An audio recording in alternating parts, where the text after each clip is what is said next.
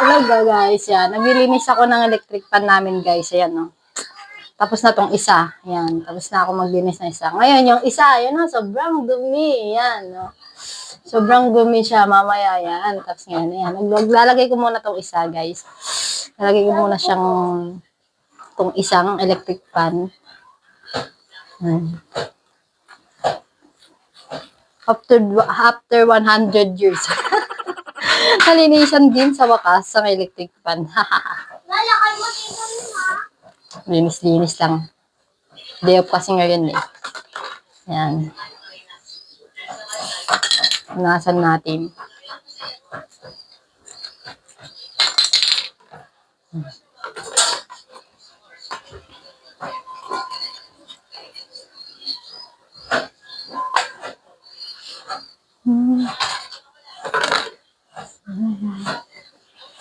Dumi.